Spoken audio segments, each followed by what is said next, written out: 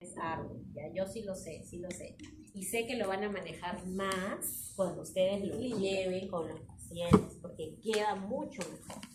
Por ejemplo, cuando nosotros hablamos de risperidona, ¿qué hablamos? De componente metabólico y peso. Pero también hay otro efecto adicional que produce la risperidona.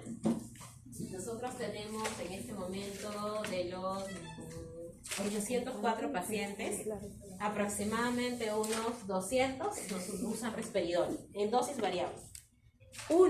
Solo una de ellas nos hizo el efecto con la risperidona, tiene 14 años, de hiperprolactinemia. ¿Qué es la hiperprolactinemia?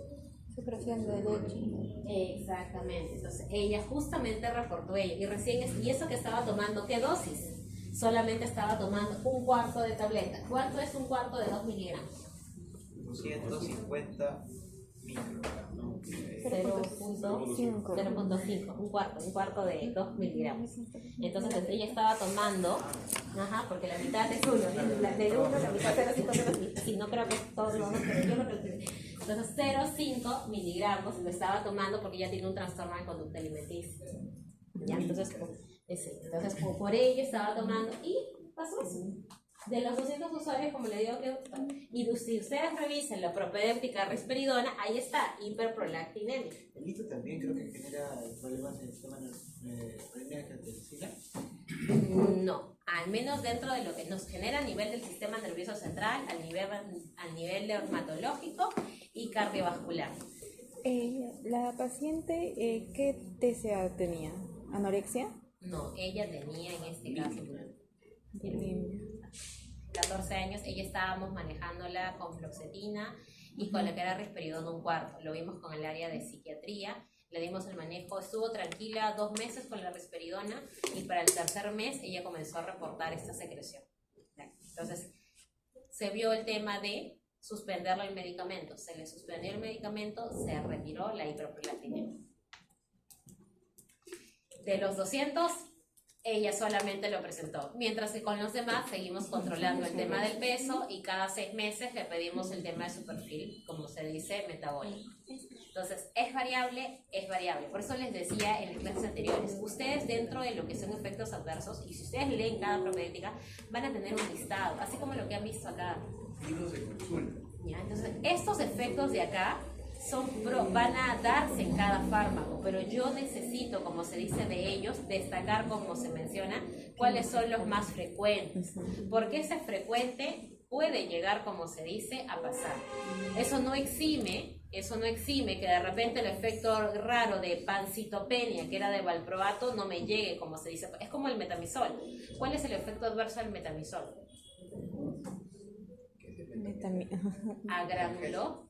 Agranulocitosis. Y a todos, y eso es como siempre te dicen, no, pero si vas a hacer un metamixol, ten en cuenta la glucosis. Pero hasta ahora, en las aplicaciones que hemos tenido, todavía, exacto, pero sí te lo pone la literatura, porque esa literatura está basada en evidencia propiamente científica. Entonces, hay información que sí es necesaria que tenemos que conocer, ¿ya?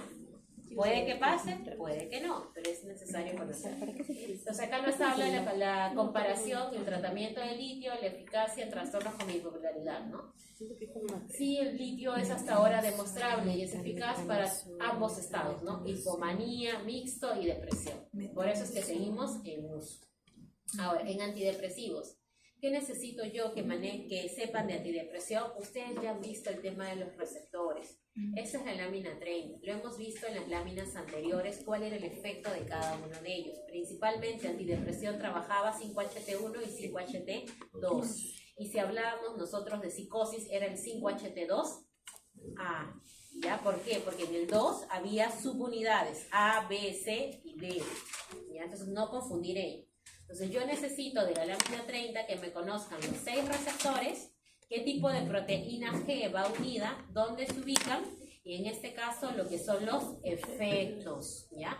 Por eso es que nosotros habíamos visto que a partir del 4 en adelante nosotros lo trabajábamos para lo que eran problemas digestivos, como por ejemplo el intestino irritable, porque tenía que ver con esa motilidad gástrica, ¿no? Y también porque la serotonina, a diferencia de los otros neurotransmisores, no solamente era central, sino a nivel periférico, ¿ya? Muy bien, acá tenemos los antidepresivos de primera generación. ¿Quiénes son? Los tricíclicos, ¿de cabeza quién? Amitriptilina.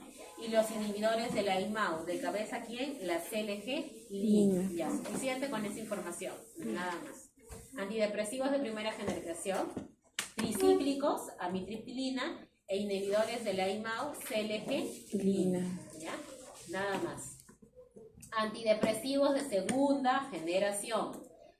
Los selectivos de la recaptación de la serotonina. Acá sí teníamos un listado grande, ¿no? Paroxetina, fluoxetina, sertralina, citalopram y escitalopram. Muy bien, ahí son 5. Estamos haciendo un resumen para que no... Antidepresivos de segunda generación, los mixtos. ¿Cómo eran mixtos? Era tanto la inhibición de serotonina con noradrenalina. Aquí estaban la duloxetina y la venlafaxina. Esos dos sí los necesito conocer. Mirtazapina. Ya, sigamos. Entonces, hasta ahí solamente tenemos 4 grupos. Y nos falta uno, que era el de los atípicos. Y en los atípicos, ¿quién estaba? Y acá no lo pones. Mirtazapina. Mirtazapina. Ya, con que sepan esos fármacos ya saben depresión y ansiedad. Ya pueden manejar. No, todavía no pueden manejar, les falta sello. Ya tienen un conocimiento en relación Toma mirtazapina. Entonces, diagnósticos, ¿en qué nos basamos nosotros? En salud mental, para hacer el diagnóstico, reiteramos, ¿en qué? En criterio clínico, porque no hay un examen de sangre que te diga que estás más o menos triste, ¿ya? Entonces sí, no hay. Qué basado es eso. Sí, entonces no hay un examen de sangre, un examen de imagen que te diga que sí, tu corazón está con dolor, por decirlo así, ¿ya? O que tienes un vacío dentro, no hay una tomografía de tórax que nos diga que sí, tenemos un vacío dentro, porque son síntomas que ustedes van a escuchar en sus pacientes, ¿ok? Pero que sí tenemos nuestra capacidad de escuchar y nuestro manual de la DSM-5. La DSM-5, ¿de qué te habla? De lo que ustedes ven acá, de los síntomas tanto a nivel trastornos afectivo, mentales, tanto a nivel físico como a nivel cognitivo. Nosotros hablamos de una sintomatología depresiva cuando tenemos un cuadro mayor a 3 semanas de tristeza continua, de labilidad emocional, de aislamiento, desmotivación, dificultad en la memoria. Que yo tenga 33 años y tenga problemas de memoria no es que tenga demencia temprana, ¿ya? Entonces tenemos que ver, como se dice, preguntar y cómo te sientes emocionalmente, qué ha cambiado en tu comportamiento. ¿Por qué lo digo? Porque nuestros usuarios con depresión tienen problemas de memoria, especialmente, ¿qué tipo de memoria? La memoria de corto plazo. Entonces, ¿por qué los menciono? Porque tenemos también, hay grupos y grupos en psicología que decimos, no, es que tienes problemas de memoria, de repente puedes estar en... No. Entonces, no. Entonces, hay que tener en cuenta, siempre cuando vean un síntoma, vean completo. No solo manejen el tema, es como les decía el tema del sueño. Si yo voy donde ustedes y les digo que no duermo hace 3 días, de inicio me van a dar clonazepam sin preguntarme qué pasó en esos 3 días. De repente, con hábitos de sueño, puedo regularizar mis sueños sin necesidad del uso del fármaco, ¿ya? Entonces es verlo completo. ¿Qué otro detalle tengo que ver también en depresión? ¿Qué otra enfermedad yo tengo que desenmascarar antes de decir depresión? El contexto. Aparte hay una enfermedad que sí es biológica, que es orgánica, que yo tengo que descartar, porque también nos ha pasado. Eso nos pasó. Eso le pasó a un comunitario amigo. En un comunitario amigo había un usuario que también estaba con tristeza, cansancio, y le dieron su sertralina. Tenía 45 años la señora, pero había mejorado de cierta forma la tristeza, pero igual continuaba, ¿no? Y le pidieron sus exámenes de laboratorio de base. Y dentro de los exámenes laboratorios le pidieron TSH. TSH. Y el TSH salió en 10, que era hipotiroidismo. Le dieron levotiroxina. Ese cansancio, ¿qué pasó? Mejoró mucho más que con la sertralina. ¿Qué era? Un hipotiroidismo, no era una depresión. Depresión secundaria. Claro, entonces no era una depresión netamente, ¿no? Ese cansancio, ese aumento de sueño, ¿ya? Ese aumento de lo que era el apetito, no era netamente, porque no era una enfermedad de base. Entonces, en usuarios, como se dice, adultos, además de ver el contexto, como ha mencionado su compañero, además de ver el contexto, ¿Qué examen clínico, qué examen de laboratorio podríamos pedir de la mano si es que nos dicen cansancio, aumento de peso, ¿no? Que anteriormente no era así? Un TSH. El hipotiroidismo va de la mano con lo que es la depresión, entonces hay que descartar bien ello antes, como se dice, de lanzarnos a dar un diagnóstico en salud mental. Es como igual, si yo tengo un paciente con ansiedad y me dice que tiene dolor de pecho, tiene opresión y tiene 45 años, ¿yo le voy a decir de inicio ansiedad? No. Lo primero que tengo que hacer es la evaluación cardíaca, ¿no? Su perfil lipídico, lo que es su electrocardiograma. Y si eso me sale normal, ¿le puedo decir que es ansiedad? Lo deriva a psicología. Sí, ahí sí le puedo decir que es ansiedad, lo derivo a psicología y que le haga los test que desee. Pero recordar que los diagnósticos en salud mental tenemos que hacer la valoración y por eso te pone acá los síntomas físicos. No se lancen a lanzar un diagnóstico de inicio si es que no estamos, como se dice, evaluando el contexto. Entonces, aquí está, como se dice, los fármacos que nosotros tenemos que conocer. Aquí vemos lo que es la amitriptilina, que sí tenemos que conocer, ¿ya? Muy bien, este no tampoco. Selegelina, que les dije, representación de los IMAO, solamente basarnos en los que yo les he mencionado. Y díganme, ¿dónde más lo vamos a ver? Lo vamos a ver ahora en la clase de laboratorio. Monoterapia, selegelina, para el tratamiento inicial de Parkinson. Ya, también, no, eso tampoco. Mira. La duloxetina y venlafaxina, que eran los de noradrenalina y serotonina, ¿ya? El de acá. Por favor, solo los fármacos que les estoy mencionando, no les estoy mencionando otros fármacos, vuelvo a repetir. Venlafaxina, y ahora, de los que eran específicos, ahí sí son varios, por la mente, no queda de fluoxetina, y por eso mencionamos, ¿no? ¿Por qué lo estábamos dando en ese usuario? Porque tenía un trastorno de conducta alimenticia, ¿no? En los pacientes TOC también se da. Es seguro en gestación intermedio, pero sí se da en gestantes la fluoxetina. En caso tengan usuarios con gestantes o lactantes, sí podemos dar fluoxetina, pero siempre y cuando vamos a darlo de acuerdo a los síntomas marcados. Si es una paciente que está con una tristeza eventual, o sea, una depresión leve, ¿le vamos a dar fluoxetina? ¿Cuándo damos psicofármacos? Depresiones, como se dice, moderadas, graves, recurrentes. Pero en depresiones leves, psicoterapia. ¿Ya? No, por eso vuelvo a repetir, no una depresión leve, estás en 3 semanas tristes por X motivo, de frente no vas a ver psicoterapia. ¿Qué es eso? Adaptativo, trastorno ya, es un adaptativo. Muy bien, fluoxetina, paroxetina, ¿ya? Paroxetina, sertralina, de igual manera, ¿ya? Son los fármacos que en este caso tienen suerte, no está citalopram, ¿no? Así que esos no entran. Bien, muy bien. Antipsicóticos, de igual manera, donde trabajan principalmente en lo que es dopamina, ¿ya? Muy bien, habíamos visto los 4 tipos de receptores, ¿ok?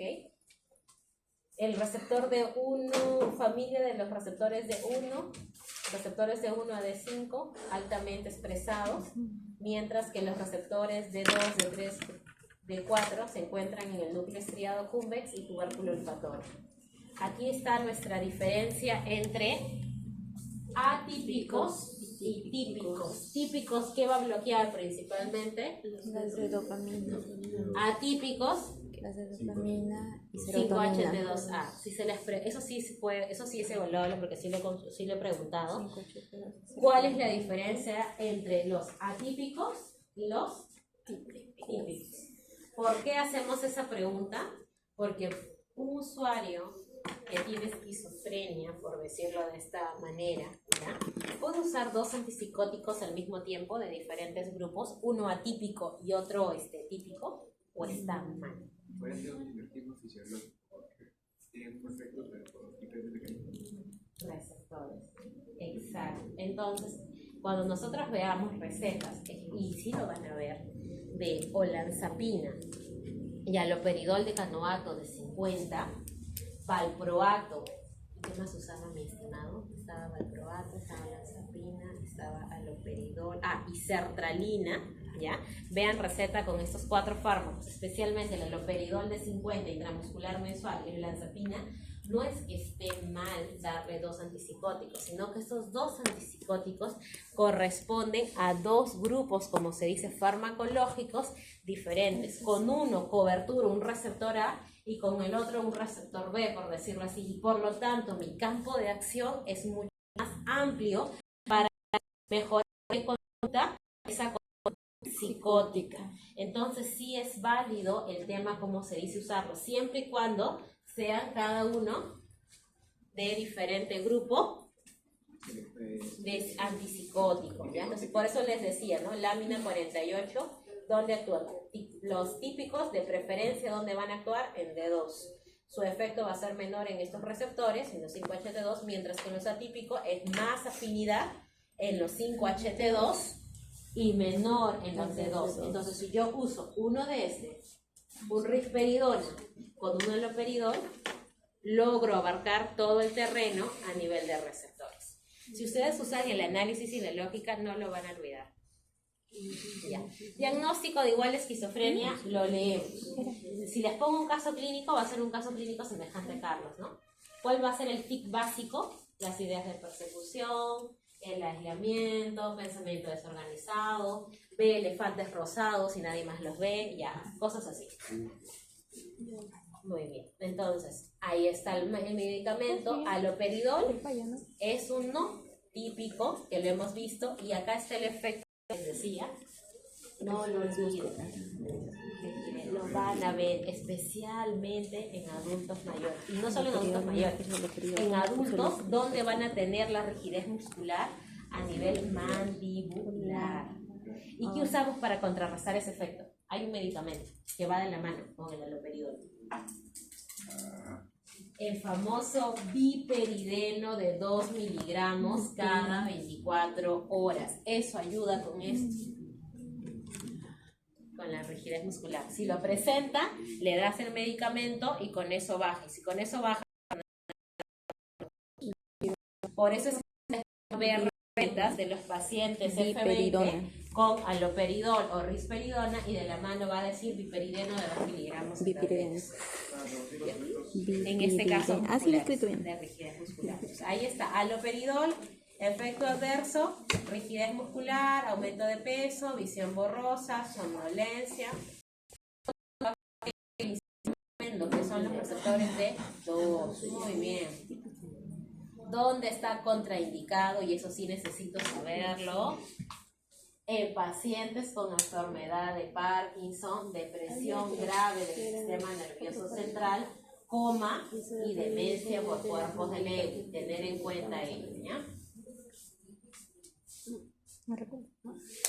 Aripiprazol. Sí está, perfecto. El aripiprazol, de igual manera, es un antipsicótico del grupo de lo que son los atípicos. Es bastante bueno en lo que es el tema de seguridad, como les repito, porque a nivel metabólico y a nivel peso es mínimo su efecto, ¿ok? Se utiliza ¿dónde? En esquizofrenia, también en bipolaridad, porque habíamos visto que usábamos antipsicóticos. Trastornos de igual manera, como les decía, de agresión e irritabilidad en autismo. Por eso cuando ustedes vean recetas de autismo con risperidona, que vean con aripiprazol, no es que el niñito tiene F20, no, sino lo que están manejando es la irritabilidad y la agresión. Sí, pues hay que aclarar ello. Y otro manejo es el síndrome de Tourette, ¿ya? Dentro de los efectos adversos, más que nada a nivel dolor abdominal, taquicardia, te habla también de síntomas extrapiramidales, aumento de peso, dislipidemia, pero es menor, ojo, hiperglicemia de igual manera, ¿ya? ¿Cuál es su mecanismo de acción en este caso de este atípico? Actúa en este caso en qué tipo de receptores, 5-HT2 de preferencia y 5-HT2A, ¿ya? HT2A. También te va a actuar en los D2, pero de manera parcial, y en los THT1A, de igual manera, pero de manera parcial. Perfecto. Donde también vas a encontrar su efecto alfa-1 adrenérgicos y los H1 de histamina. Donde no debemos de darlo, el aripiprazol, cardiovasculares y Parkinson. Ya. Clorpromacina también. Dentro de los típicos estaba el haloperidol y la clorpromacina, que también les mencioné, ¿no? Igual manera, ¿no? Esquizofrenia, para ansiedad preoperatoria, vómitos y náuseas, problemas graves de conducta en niños. Efectos es de tipo típico. ¿Qué tipo de efectos te va a producir? De igual manera, síntomas extrapiramidales, síndrome metabólico. ¿Ya? Entonces, en conclusión, todos los antipsicóticos, ¿qué efecto producen? Metabólico. En mayor a menor medida, pero produce un metabólico. Por lo tanto, ¿va a requerir monitoreo? Sí. También te van a producir efecto extrapiramidal, que es a nivel muscular. También. Por eso siempre hay que evaluar, ¿no? Como es el tema de los movimientos. ¿Ya? Siempre se pregunta, siempre se pregunta. No demos la receta solamente por dar. ¿Ya? Muy bien. ¿Quién está contraindicado? Más que nada te habla en el tema de alergias o estados de coma. Quetiapina. Quetiapina sí tenemos que conocerlo porque lo usamos casi en psicosis, en bipolaridad, en demencia, es bastante amplio. Quetiapina atípico, ahí está, trastorno bipolar, esquizofrenia y también para lo que es depresión mayor. Efectos de igual manera, dislipidemia, como hemos dicho, síntomas extrapiramidales, ¿ya? Somnolencia, aumento del apetito. ¿Dónde no lo damos? En pacientes, como se dice, con alergia. Ajá, ojo con ello. No debe administrarse en menores de 10 años. Quetiapina no se da en población pediátrica. Habíamos visto que aripiprazol sí, risperidona sí, clorpromacina sí, quetiapina no en edad pediátrica. Ojo con ello. Se debe monitorear al paciente, no solamente acá hablamos a nivel de perfil lipídico, sino también de pensamiento. Muy bien. Para terminar, ansiolíticos hipnóticos. ¿Ya? Dentro de los ansiolíticos hipnóticos teníamos los neurotransmisor tipo GABA y la famosa melatonina que de seguro lo han escuchado, las gomitas, ¿no? Sí, gomitas de Está regulado, ¿no? ¿Ah? Eso no está regulado. Las gomitas. Sí, algunos ya se lo toman por su... Caramelo, se lo tomo. Sí, por supuesto, ya no me hago bromas, ya toman.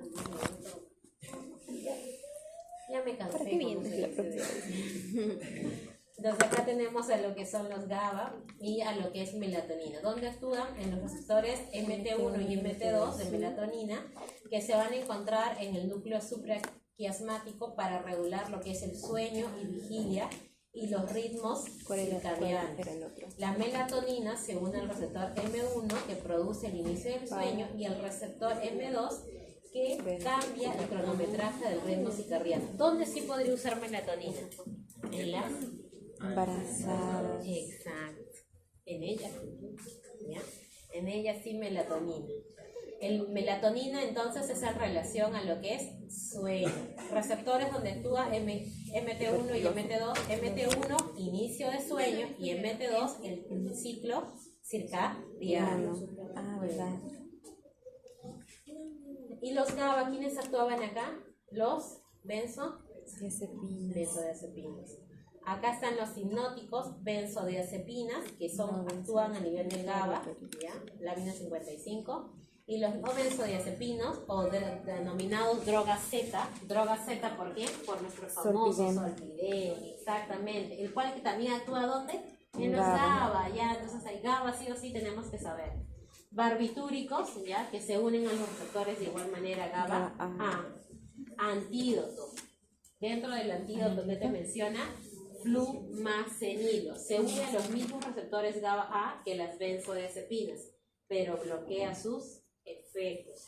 Esto significa que el flufenacilo puede revertir el efecto rápido de los sedantes y depresores del sistema nervioso con uso de benzodiazepinas. ¿Me sirve saber lo que es el flumacenilo? Sí, porque lamentablemente la conducta suicida está presente, especialmente por eso cuando ustedes prescriban, por favor, cuando el paciente esté con ideación suicida, ejemplo, ¿no? Quisiera dormir y no levantar. Quisiera salir de casa y no volver a regresar. quisiera desaparecer. Esos son pensamientos pasivos de muerte. Si el paciente tiene pensamientos pasivos de muerte, no se da benzodiazepinas. ¿Ya? Porque generamos, como se dice, el tema de permanencia en relación a lo que es estas ideaciones y corremos un doble riesgo. ¿Por qué un doble riesgo? Porque si el paciente, por el uso de las benzodiazepinas, como se dice, porque eso te induce el tema de sueño, se tomase más de 20 miligramos en relación, ejemplo, al clonazepam, porque cada medicamento tiene una dosis máxima, me generaría un problema a nivel depresor del sistema nervioso. Entonces esa idea pasiva de muerte ya no sería una idea pasiva de muerte, pasaría a ser una idea estructurada y concretada en una acción. No se da benzodiazepinas en pacientes con ideaciones de muerte, no se da. Hay otros fármacos que pueden usar para el sueño, entre ellos tenemos el Solpirel. ¿Y qué otro fármaco más podríamos dar? Solpirona. Aparte del Solpirel, aparte del farmacocéntrico. No, barbitúricos estamos. Hemos visto que hay fármacos anteriormente que se clasifican antipsicóticos. Cuando ustedes tengan quetiapina, porque lo habíamos visto que era la droga representante en depresión, y si no tengo quetiapina porque el paciente no tiene dinero para comprarlo, porque va a pasar, la quetiapina de estudiantes es caro, está como 10 a 15 soles por tableta. Entonces es cara la quetiapina. Entonces por eso es que no es que digamos no queramos prescribir, sino que tendrías que irte si no tienes, y por último al hospital y que te lo den. Y si te demora la cita en el hospital, hacer magia, como se dice, ¿no? Para poder comprar. ¿Qué podemos usar antes de la quetiapina? ¿Qué sería lo ideal? Risperidona, que aquí lo tenemos a nivel de petitorio de estado. Entonces, si yo tengo un usuario con depresión, con esas ideas pasivas, y tiene problemas para dormir, porque van a tener problemas de sueño, les va a costar dormir, se van a levantar a cada rato, y el pensamiento está ahí, por más que no quieran, le viene el pensamiento. Uso un antipsicótico, risperidona de 2 miligramos en tableta, inicio con un cuarto, luego le doy medio, me va muy bien, le genero sueño y le calmo el pensamiento. Y ya, si no me hace efecto la risperidona, ver cómo se dice con otros antipsicóticos que yo tenga. Entre ellos también está el famoso sulpiride, ¿ya? El sulpiride de 200 miligramos que también nosotros lo tenemos. Pero vuelvo a mencionarles, no les damos. Benzodiazepinas no se da. Ahora, ¿qué ocurre si el paciente sin querer se le dio? Como queríamos que duerma porque no dormía, le dimos clonazepam de 2 miligramos.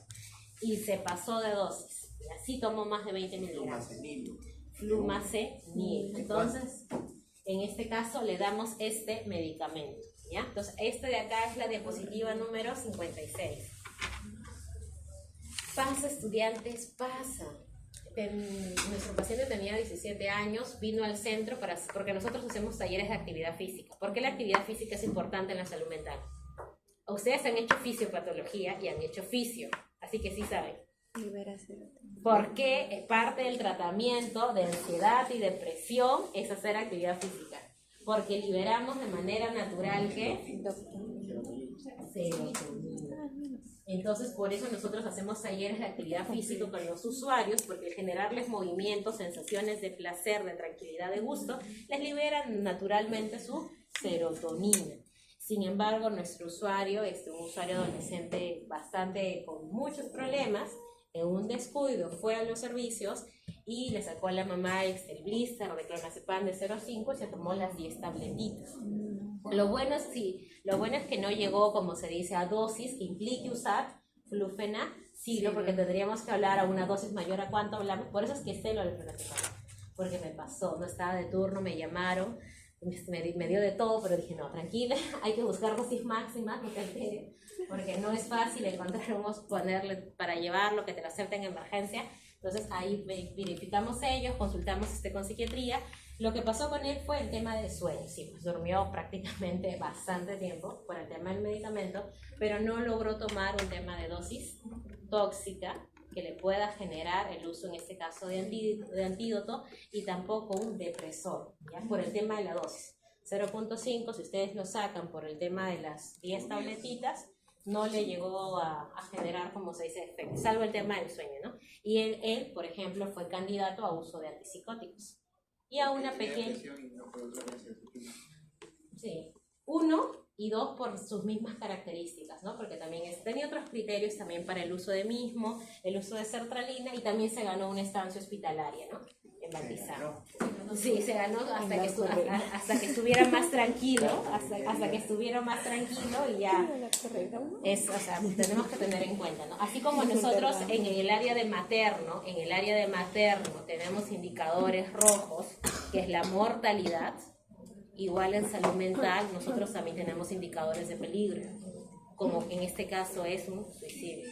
No debe de darse, ya, no debe de darse. Una pérdida. Exacto, no debe de darse. Entonces nosotros se supone que tenemos que trabajar con estos medicamentos, y si estos medicamentos no nos funcionan, tenemos que derivarlo al hospital, porque hemos visto que ¿dónde se hay quetiapina?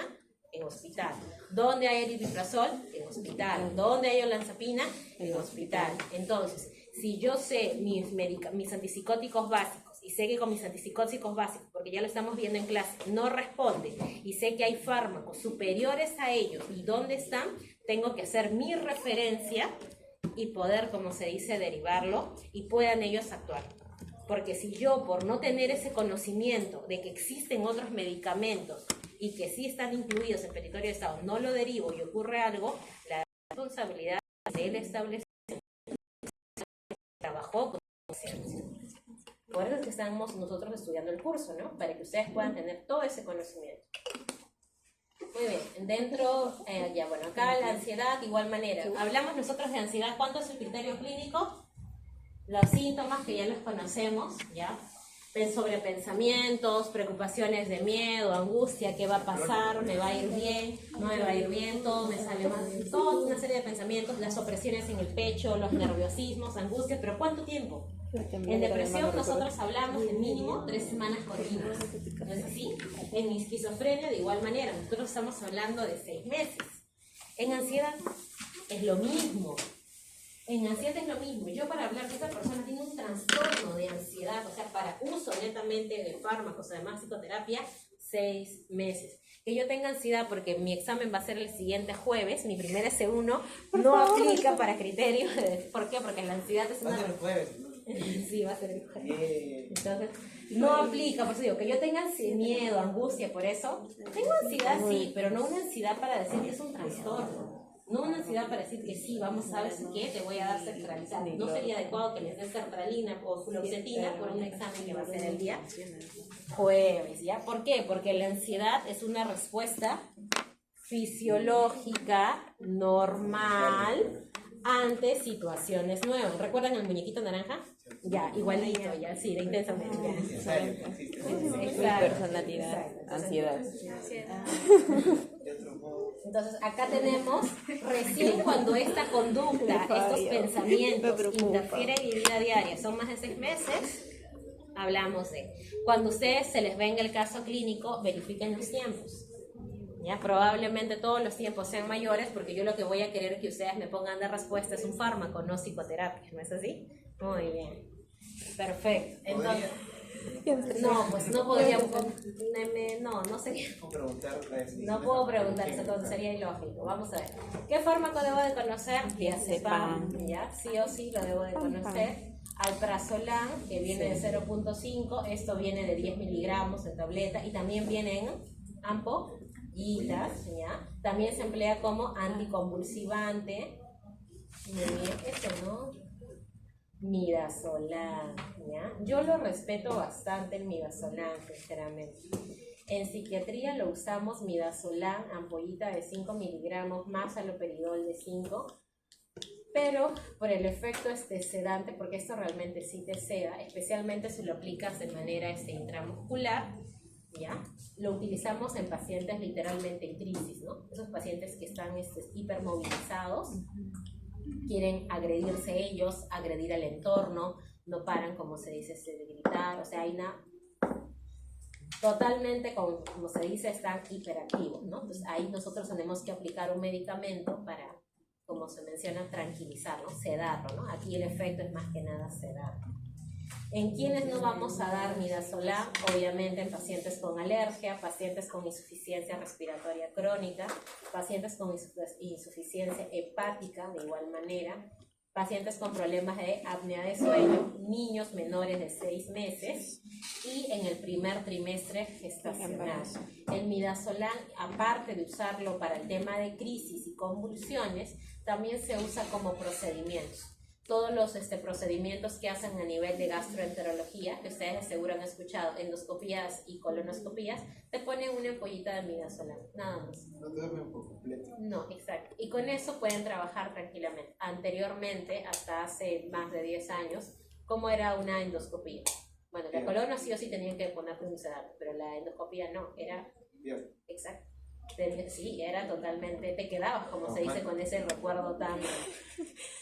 Como que ver el segundo. Acá tenemos, sí estaban, el escitalopram, ya, está bien, esos dos no, está bien. Venlafaxina también estaba. Duloxetina también, pero venlafaxina y duloxetina también estaban. Ya está, estos no, esto de acá no. Hipnóticos. Midazolam. Benzodiazepina. Solviden, sí. Bien, sí. Sí. 1000 veces. Sí, Solviden, sí. Eso sí necesito que lo sepan. ¿Dónde tengo que tener cuidado? En pacientes con insuficiencia hepática, respiratoria, miastenia gravis o pacientes que hayan tenido consumos activos de alcohol y de drogas, ¿ya? Porque yo lo que no quiero reforzar es mi efecto depresor. Muy bien. Eso sí, donde tengo que saber, dentro de los barbitúricos, que también estaban dentro del grupo de hipnóticos, solo te menciona cada uno, ¿no?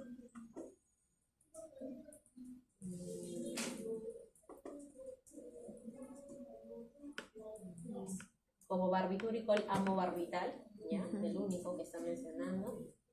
Y acá nuestras líneas de tratamiento resumen. ¿Ya? ¿Quieren resumir todo lo que hemos visto? Lámina 76.